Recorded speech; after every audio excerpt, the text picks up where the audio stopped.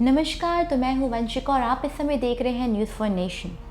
1 अप्रैल यानी कल से वित्त वर्ष 2022 से 2023 की शुरुआत हो रही है। इसके साथ ही कई नियम भी बदले जाएंगे। इनका असर हमारी कमाई, खर्च और निवेश पर भी पड़ सकता है। तो आइए जानते हैं उन 8 बड़े बदलावों के बारे में जो आपकी जेब पर डाल सकते हैं असर। तो सबसे पहले बात करते हैं प्राइवेट फंडिंग की।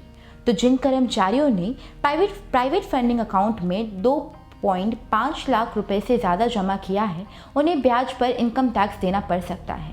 टैक्स कैलकुलेशन के लिए अमाउंट को 2 हिस्सों में बांटा जाएगा, एक में छूट वाला योगदान तो दूसरे में 2.5 लाख रुपए से ज़्यादा का योगदान होगा जो टैक्सेबल भी होगा। सरकारी कर्मचारियों के लिए यह सीमा 5 लाख रुपए तक रखी गई है। तो बढ़ते हैं किफ़ायती घर की ओर।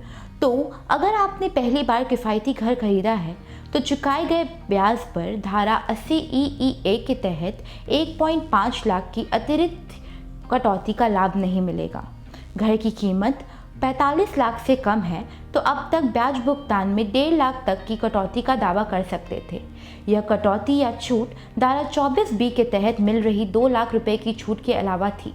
यह लाभ उन्हें टैक्स पेयर्स के लिए था जिन्होंने घर खरीदने के लिए 1 अप्रैल 2019 से 31 मार्च 2022 तक के बीच में कर्ज लिया था।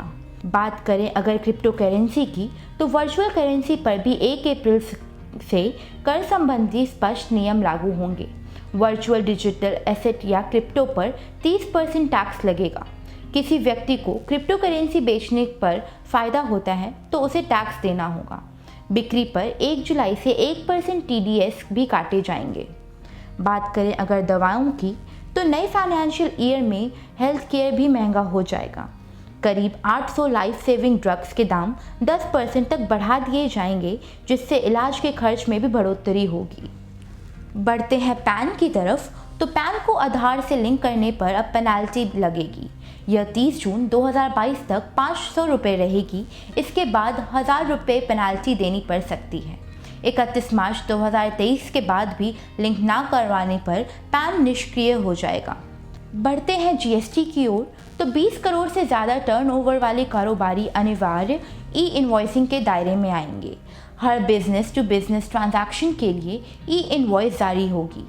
इसके ना होने पर ट्रांसपोर्ट के दौरान माल जब्त किया जा सकता है। साथ ही खरीदार को मिलने वाली इनपुट टैक्स क्रेडिट भी खतरे में पड़ सकती है। बात करें अगर ऑडिट ट्रेल की, तो हर कंपनी को अकाउंट सॉफ्टवेयर में ऑडिट ट्रेल फीचर जुड़वाना होगा। ऑडिट ट्रेल का उद्देश्य कंपनी के लेन देन के एंट्री के बाद किए जाने वाले परिवर्तन का रिकॉर्ड रखना होता है। मांगे जाने पर ऑडिट ट्रेल उपलब्ध कराना होगा। बात करें अगर सफ़र की, तो सफ़र करना हुआ महंगा। नेशनल हाईवे पर सफ़र करना महंगा होने वाला है। आज यानी गुरुवार रात 12 बजे से भारतीय राष्ट्रीय राजमार्ग प्राधिकरण ने टोल टैक्स में 10 से 65 रुपये तक की बढ़ोतरी की है। आज यानी गुरुवार रात 12 बजे से भारतीय राष्ट्रीय राजमार्ग प्राधिकरण ने टोल टैक्स में 10 से 65 रुपये तक की बढ़ोतरी की है। छोटे वाहनों के लिए 10 से 15 रुपये, जबकि कमर्शियल वाहनों के लिए 65 रुपये तक की बढ़ोतरी की गई है। बात करें अगर NPS म्यूचुअल फंड संबंधी बदलाव की, तो राज्य कर्मचारियों ने अपने एम्प्लॉयर के NPS योगदान पर ज़्यादा कटौती का दावा कर सकेंगे। 2 साल बाद तक अपडेट आयकर रिटर्न भी कर सकेंगे। कोरोना के इलाज के लिए मिले 10 लाख रुपए तक की राशि पर टैक्स नहीं लगेगा। म्यूचुअल फंड में निवेश सिर्फ UPI या नेट बैंकिंग के जरिए ही हो सकेगी। 65 साल के ऊपर के बुजुर्गों को रिटर्न भरने की भी छूट मिल सकती है। तो आज के लिए इतना ही। धन्यवाद।